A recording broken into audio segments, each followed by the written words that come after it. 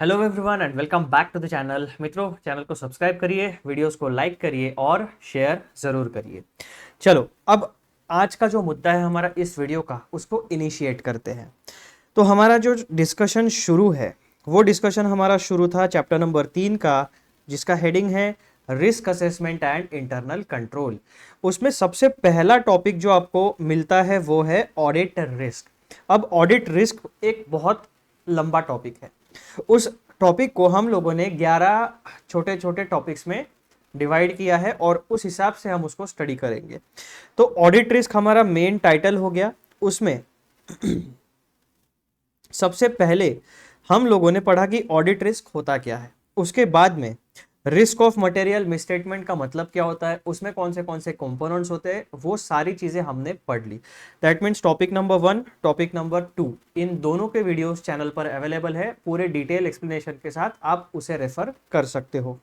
उसके बाद हम लोगों ने पढ़ा टॉपिक नंबर 3, जो कवर करता है components of risk of material misstatement. इसका मतलब ये जो टॉपिक नंबर 2 है, जो कहता है हमें कि मैं तुम्हें बताऊंगा रिस्क ऑफ मटेरियल मिसस्टेटमेंट क्या होता है। इस टॉपिक नंबर 2 के कंटिन्यूएशन में ही टॉपिक नंबर 3 है, जो कवर करता है components of risk of material misstatement. फिर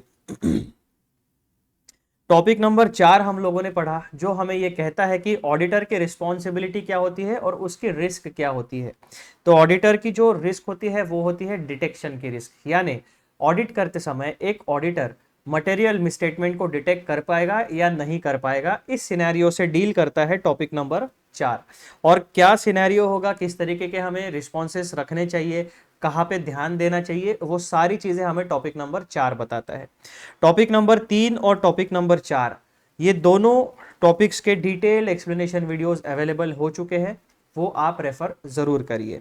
अब मैं आपको एक छोटी सी बात पहले इसको डिस्कस कर लेते हैं, फिर मैं आपको एक इंपॉर्टेंट इंफॉर्मेशन बता देता हूं।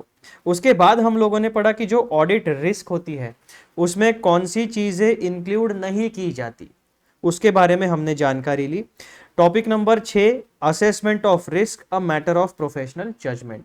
यानी अगर एक पर्टिकुलर सिचुएशन है, एक पर्टिकुलर सिनेरियो है और सेम पैरामीटर्स के साथ अगर वो सिचुएशन आप दो अलग अलग चार्टर्ड अकाउंटेंट्स को, यानी दो अलग अलग ऑडिटर्स को हैंडल करने के लिए दोगे, तो हो सकता है कि उनका प्रोफेशनल जजमेंट, यानी वो किस तरीके से उस सिचुएशन में ऑडिट करेंगे, ये डिफरेंस हो सकता है। दैट मीन्स क्या कि auditor A and auditor B, इन दोनों का प्रोफेशनल बैकग्राउंड किस तरीके का है, उनका प्रोफेशनल एक्सपीरियंस किस तरीके का है, उनका इंडस्ट्री एक्सपोजर किस तरीके का है, एंड एट दैट मोमेंट, यानी जब वो ऑडिट कर रहे हैं उस समय उनका ऑडिट करने का अप्रोच क्या है, स्टेट ऑफ माइंड क्या है, इसके ऊपर डिपेंड करेगा कि वो उस पर्टिकुलर सिचुएशन में किस तरीके की ऑडिट प्रोसीजर्स को इंप्लीमेंट करेंगे।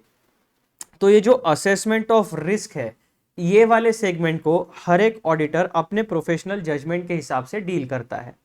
हालांकि हमारे स्टैंडर्ड्स ऑन ऑडिटिंग में इसके लिए और चैप्टर्स में इसके लिए गाइडेंस दिया हुआ है, लेकिन फिर भी along with the standards on auditing professional judgement भी बहुत बड़ा रोल प्ले करता है।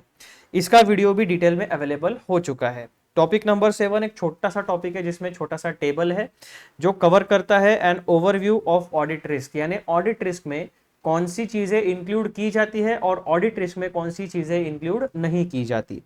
टॉपिक नंबर 8 हमें बताता है combined assessment of the risk of material misstatement. यानी क्या, अब ये जो risk of material misstatement topic number 2 हमने पढ़ा था, वहां हमें पता चला कि इसके दो कंपोनेंट्स होते हैं। पहला इनहेरेंट रिस्क, दूसरा डिटेक्शन रिस्क। ये हो गई हमारे मैनेजमेंट की जिम्मेदारी। उसके बाद में तीसरा कंपोनेंट एक आता है मटेरियल मिसस्टेटमेंट का, डिटेक्शन रिस्क। ये होती है ऑडिटर की जिम्मेदारी।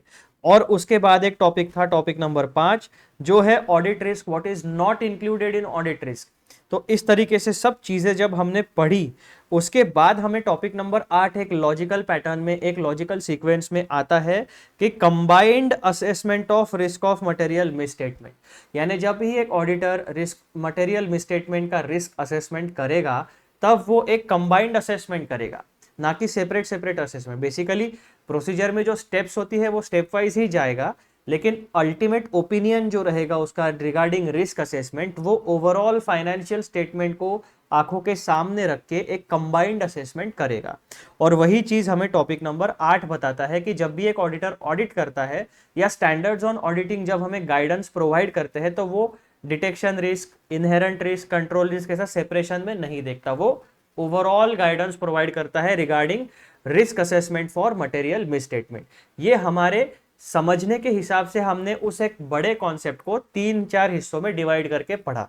उसके बाद में टॉपिक नंबर 9 रिसेंटली मैंने कवर किया है, इसका भी वीडियो डिटेल में अवेलेबल है, जो कि हमें सिखाता है identifying and assessing the risk of material misstatement through understanding entity and its environment. इसका मतलब रिस्क ऑफ मटेरियल मिसस्टेटमेंट मतलब क्या कि फाइनेंशियल स्टेटमेंट्स में ऐसी गलतियां जिनकी वजह से यूजर्स ऑफ फाइनेंशियल इंफॉर्मेशन के इकोनॉमिक डिसीजन के ऊपर इन्फ्लुएंस होता है। तो अगर ऐसी गलतियों को आपको आइडेंटिफाई करना है और असेस करना है तो आपको स्टैंडर्ड ऑन ऑडिटिंग 315 मदद करता है। और यहाँ पर पूरा डिस्कशन 315 के बारे में है और इसी पॉइंट में हम लोगों ने डिटेल में एक्सप्लेनेशन डिस्कस किया है रिगार्डिंग असर्शंस। वो बहुत इंपॉर्टेंट होता है जो आपको एग्जाम्स में और प्रोफेशनल लाइफ दोनों चीजों में काम में आने वाला है। असर्शंस के बारे में सीए इंटरमीडिएट लेवल पे हमारे स्टडी मटेरियल ने बहुत ज्यादा डिस्कशन फिलहाल अभी तक आया नहीं है, यानी चैप्टर नंबर 3 तक नहीं आया है, इसीलिए मैंने उसको यहाँ पर हमें जरूरत थी तो मैंने अलग से आपको प्रॉपरली उसको एक्सप्लेन कर दिया है। So topic number 9 is one of the most important videos for you guys। उसके बाद हम लोगों ने पढ़ा टॉपिक नंबर 10 जो हमें कहता है कि रिस्क असेसमेंट की किस तरीके की प्रोसीजर्स होती है। रिस्क असेसमेंट का मतलब क्या होता है, कौन सी रिस्क कवर होती है, उसके लिमिटेशंस क्या है और रिस्क असेसमेंट में हम कौन से प्रकार के प्रोसीजर्स को इंप्लीमेंट कर सकते हैं। तो वहां पे आपको दिखेगा टॉपिक नंबर 5 में, इसके टॉपिक नंबर 10 के रोमन 5 में आपको दिखेगा what is included in risk assessment procedures. तो इसको भी हम लोगों ने इन तीनों प्रोसीजर्स को जितनी हमें सीए इंटरमीडिएट के लिए जरूरत है अभी उतना प्रॉपरली डिस्कस कर लिया है। This video is also available. अब जो हमारा मेन टॉपिक शुरू है ऑडिट रिस्क, ये पूरा मैं आपको बैकग्राउंड इसलिए दे रहा हूं कि ताकि क्यों क्या हो गया कि हमारा ये थोड़ा सा बड़ा कॉन्सेप्ट है तो आपको वापस इस कॉन्सेप्ट के साथ पूरी तरीके से कनेक्ट करने के लिए मैंने आपको एक पूरी बात बता दी कि ऑडिट रिस्क में हमने 10 स्टेप्स ऑलरेडी ले चुके हैं। Now the final step regarding audit risk is information obtained, यानी टॉपिक नंबर 11 ऑडिट रिस्क का आखिरी टॉपिक होगा, सब टॉपिक होगा जो हम डिस्कस करेंगे। Information obtained by performing risk assessment procedures used as audit evidence, यानी जब आप रिस्क असेसमेंट प्रोसीजर्स को परफॉर्म करते हो तो रिस्क असेसमेंट प्रोसीजर्स को परफॉर्म करने के बाद कुछ ना कुछ आपको फीडबैक तो मिलेगा, कुछ ना कुछ उसमें से इंफॉर्मेशन मिलेगी, कुछ ना कुछ आउटकम मिलेगा। तो जो इंफॉर्मेशन आप ऑब्टेन करोगे bye performing risk assessment procedures, क्या आप उसको ऑडिट एविडेंस के तौर पर यूज कर सकते हो क्या? ऑडिट एविडेंस की क्या कंडीशन होती है कि जो भी एविडेंस आप ऑडिट प्रोसीजर्स को अप्लाई करके या इंप्लीमेंट करके ऑब्टेन करोगे वो ऑडिट एविडेंस हमेशा सफिशिएंट एंड एप्रोप्रिएट होना चाहिए। सफिशिएंट मतलब क्या होता है कि वो क्वांटिटी में भी भरपूर होना चाहिए, यानी एक ही इंफॉर्मेशन आप 3 सोर्सेज से ऑब्टेन करोगे तो आपको उसकी रिलायबिलिटी पता चल जाएगी। अगर एक ही इंफॉर्मेशन के बारे में आपको एक ही तरीके का फीडबैक 3 अलग अलग सोर्सेज से मिल रहा है तो आपको गारंटी हो जाएगी कि हाँ ये इंफॉर्मेशन सही है। जैसे आपके बैलेंस शीट में अगर एसेट साइड में कोई डेटर अगर दिख रहा है या कोई आपके लाइबिलिटी साइड में फॉर एग्जांपल क्रेडिटर दिख रहा है, डेटर्स को छोड़ दो फिलहाल, क्रेडिटर की अमाउंट दिख रही है, तो आप क्या करोगे, यहाँ की जो बैलेंस शीट है आपके ऑर्गेनाइजेशन की उसमें पूरा आप बैलेंस शीट की अमाउंट को लोगे, फिर उसमें अकाउंट्स में जाओगे, इंडिविजुअल क्रेडिटर्स की अमाउंट चेक करोगे, उनके सोर्स डॉक्यूमेंट्स चेक करोगे। ये हो गया आपका इंटरनल चेकिंग। अब आप क्या करोगे, आप एक्सटर्नल कंफर्मेशन वाली प्रोसीजर को इनिशिएट करोगे। एक्सटर्नल कंफर्मेशन मींस व्हाट कि आपकी जो ऑर्गेनाइजेशन है जिसका आप ऑडिट कर रहे हो उसके बैलेंस शीट यानी उसका एक अकाउंट स्टेटमेंट मांगोगे। फॉर एग्जांपल XYZ कंपनी जो क्रेडिटर है, यानी आपकी ऑर्गेनाइजेशन ने उस XYZ कंपनी से माल उधारी में खरीदा है। आप क्या करोगे, अकाउंट स्टेटमेंट का एक छोटा सा बस उसके अकाउंट स्टेटमेंट का पोर्शन निकालोगे, वहां पे लिखोगे कि we are conducting this type of audit and this is a part of external confirmation procedures and we want your reply regarding this amount, कि आपके नाम के सामने यहाँ पे इतना पेंडिंग अमाउंट दिख रहा है, ये अमाउंट सही है या नहीं। फिर वो लेटर वहाँ पे जाएगा। अभी इलेक्ट्रॉनिकली यानी ईमेल भी आप कर सकते हो इमीडिएटली अगर आपको चाहिए तो फीडबैक। तो ऐसा वो प्रोसीजर होता है। फिर वो पार्टी जो है आपको रिप्लाई करेगी कि हाँ ये अमाउंट बराबर है। तो आपने क्या किया, एक ही सोर्स को पहले आपने इंटरनल डॉक्यूमेंटेशन से चेक किया पहली इंफॉर्मेशन को, और उसी इंफॉर्मेशन को कोरोबोरेट करने के लिए, सपोर्टिंग एविडेंस लेने के लिए आपने एक्सटर्नल कंफर्मेशन भी मांगा। यानी एक ही पैरामीटर को चेक करने के लिए आपने दो अलग अलग सोर्सेस से इंफॉर्मेशन गैदर की और दोनों से आपको सेम रिप्लाई मिला कि हाँ ये अमाउंट करेक्ट है। तो इस तरीके का ऑडिट एविडेंस जो होता है, आपको आपके पास ऑडिट एविडेंस की क्वांटिटी भी होनी चाहिए यानी सफिशिएंसी होनी चाहिए, एंड एप्रोप्रिएटनेस मतलब क्वालिटी भी होनी चाहिए। यानी जिस सोर्स से आप ऑडिट एविडेंस गैदर करते हो वो रिलायबल होना चाहिए, वो क्रेडिबल होना चाहिए, वो एक्यूरेट होना चाहिए और वो टाइमली होना चाहिए। तो ये कुछ क्वालिटेटिव कैरेक्टरिस्टिक्स होते हैं ऑडिट एविडेंस के। तो यहां पर टॉपिक नंबर 11 हमें ये सिखाता है, ये बताने की कोशिश करता है कि आप जब रिस्क असेसमेंट प्रोसीजर्स को परफॉर्म करोगे टू ऑब्टेन इंफॉर्मेशन, क्या आप इस इंफॉर्मेशन को ऑडिट एविडेंस के तौर पर यूज कर सकते हो या नहीं कर सकते हो। ये सवाल है और इसका जवाब आपको इन 3 पॉइंट्स में, छोटे से पॉइंट्स में मिलेगा। पॉइंट नंबर 1 क्या कहता है, using risk assessment procedures to gather audit evidence. यानी इस टॉपिक के बारे में पॉइंट नंबर 1 में डिस्कस होगा कि रिस्क असेसमेंट प्रोसीजर्स को यूज करके हम ऑडिट एविडेंस को गैदर करेंगे। उसके बाद point number 2, obtaining audit evidence not specifically planned. यानी जितना आप ऑडिट का प्लानिंग करोगे हमेशा उसी हिसाब से आपका प्रोसीजर या आपका काम होगा, ऐसा जरूरी नहीं है, इसकी कोई गारंटी नहीं होती। क्यों? क्योंकि जो रियल लाइफ सिनेरियोज होते हैं वो हमारे कंट्रोल के बाहर होते हैं। हमेशा हमारा 100% कंट्रोल हर एक सिनेरियो पे, हर एक पैरामीटर पे होगा ये जरूरी नहीं है, क्योंकि हमारे अलावा भी इस दुनिया में, इस मार्केट में बहुत सारे अलग अलग फैक्टर्स होते हैं जो अपने इंटरेस्ट को फुलफिल करने के लिए काम करते हैं। तो हो सकता है किसी पर्टिकुलर ट्रांजैक्शन या इवेंट की वजह से हमारे ऑडिट प्रोसीजर्स के ऊपर इंपैक्ट पड़े। तो ऐसा हो सकता है कि कुछ अनप्लैन्ड चीजें हो जाए हमारे ऑडिट के दौरान, तो उसको भी हमें हैंडल बराबर तरीके से करना पड़ेगा। Point number 3, concurrent performance of substantive procedures और टेस्ट ऑफ कंट्रोल्स। कॉन्करेंट यानी साइमल्टेनियसली, एक साथ ही आप सब्सटैंटिव प्रोसीजर्स भी कंडक्ट करा सकते हो या टेस्ट ऑफ कंट्रोल्स भी कंडक्ट करा सकते हो। यानी साइमल्टेनियसली अगर आपके पास रिसोर्सेस है, आपके पास ह्यूमन रिसोर्सेस है, यानी आपकी टीम बड़ी है, तो आप साइमल्टेनियसली बहुत सारे काम, ऑडिट के बहुत सारे काम एक साथ करा सकते हो। किसी को आप वाउचिंग का काम दे दोगे, किसी को आप मैनेजमेंट रिप्रेजेंटेशन लेटर बनाने का और उनसे कम्युनिकेशन का काम दे दोगे, किसी को आप इन्वेंट्री ऑडिट में लगा दोगे, किसी को आप असेट ऑडिट में लगा दोगे, है ना। तो जितने एस्पेक्ट्स आपके फाइनेंशियल स्टेटमेंट्स में कवर होते हैं, अगर आपके पास रिसोर्सेस है, टीम है, तो एक ऑडिटर कॉन्करेंट यानी साइमल्टेनियसली भी बहुत सारी प्रोसीजर्स को परफॉर्म कर सकता है। तो टॉपिक नंबर 11 हमें इन 3 मुद्दों के बारे में समझाने की कोशिश करता है। छोटा सा टॉपिक है लेकिन इंपॉर्टेंट है। अब हम चलते हैं हमारे पेज नंबर 14 के ऊपर, जहां पर इस टॉपिक के बारे में डिस्कशन है।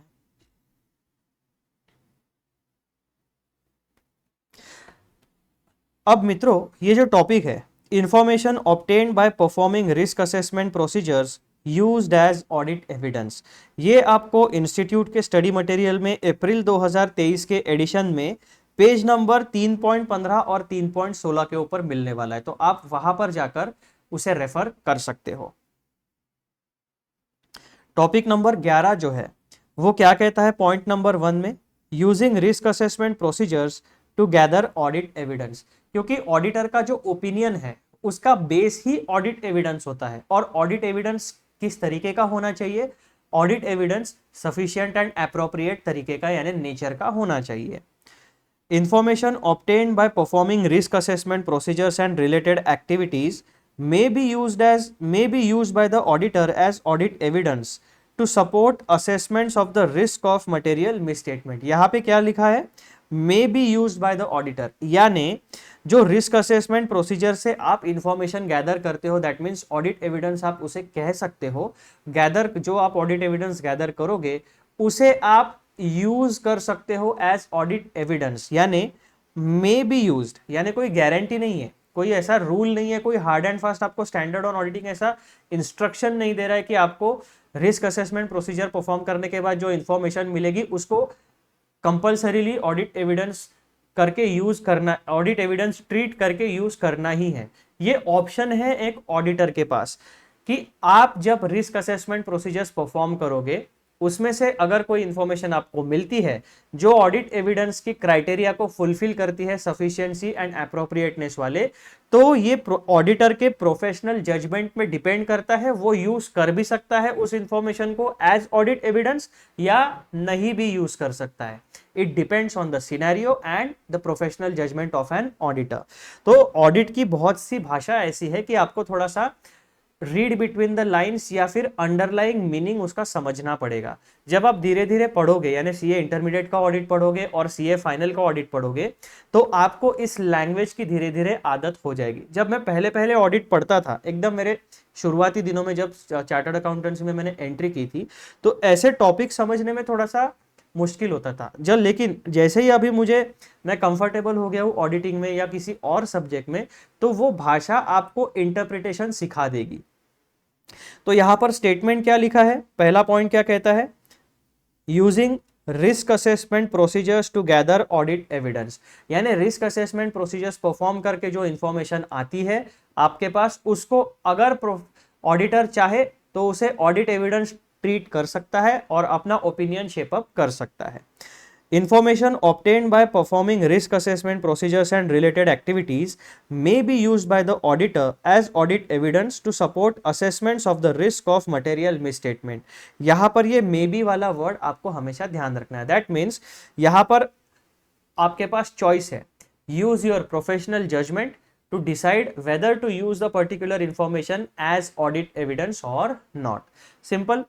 पॉइंट नंबर 2 क्या कहता है हमारा, यानी पॉइंट नंबर 1 में हमारा जो मेन मुद्दा था वो पूरा का पूरा डिस्कस हो चुका है। अब पॉइंट नंबर 2 और 3 सपोर्टिंग मुद्दे हैं। Obtaining audit evidence not specifically planned, यानी आपने जब आपने इनिशियल यानी प्रिलिमिनरी एंगेजमेंट एक्टिविटीज परफॉर्म की, जैसे आपके अपॉइंटमेंट लेटर हो गया, स्कोप ऑफ ऑडिट को डिसाइड करना हो गया, उसके बाद में दोनों मैनेजमेंट और ऑडिटर की रिस्पॉन्सिबिलिटी के ऊपर अग्री करना हो गया, उसके बाद में आपने एक इनिशियल बैकग्राउंड चेक किया क्लाइंट का कि उसका बैकग्राउंड क्या है, उसका नेचर कैसा है, उसके इंटरनल कंट्रोल सिस्टम कैसी है, ये सारा परफॉर्मेंस आपने प्रोसीजर्स इसका यानी ड्यू डिलीजेंस आपने पूरा क्लाइंट का कर लिया। फिर क्या हुआ कि आपने तो प्लानिंग, आपके जो प्रिलिमिनरी स्टडी था, जो ड्यू डिलीजेंस था शुरुआत में, उसके बेसिस के ऊपर एक ऑडिटर ने पूरे ऑडिट फाइनेंशियल स्टेटमेंट्स का पूरा ऑडिट करने का प्लान फाइनलाइज कर लिया। उसने बहुत सारे फैक्टर्स को कंसिडर कर लिया, लेकिन हमेशा यानी कोई भी प्लान जो है वो फुल प्रूफ नहीं होता, वो 100% एकदम एक्यूरेट नहीं होता। क्यों? क्योंकि फ्यूचर में क्या होगा ये कुछ चीजें अनसर्टन होती है, तो उन अनसर्टनिटीज की वजह से कोई ऐसे इवेंट्स हो जाएंगे जिनके लिए हमने प्लान ना किया हो। उदाहरण के तौर पर अगर हम कहीं बाहर घूमने जाने के लिए कभी कभी प्लान करते हैं, लेकिन क्या होता है कि एंड टाइम पे बारिश आ जाती है, उसके लिए हमने प्लानिंग किया था क्या? नहीं। छाता लेके गए थे साथ में? नहीं। रेनकोट लेके गए थे साथ में? नहीं। अगर कार है तो ठीक है, लेकिन टू व्हीलर पे अगर गए तो कहीं पे रुकना पड़ेगा, है ना। तो ऐसे अनप्लान्ड इवेंट्स हो सकते हैं during the course of your audit procedures. In addition, the auditor may obtain audit evidence about classes of transactions, account balances और disclosures यानी assertions।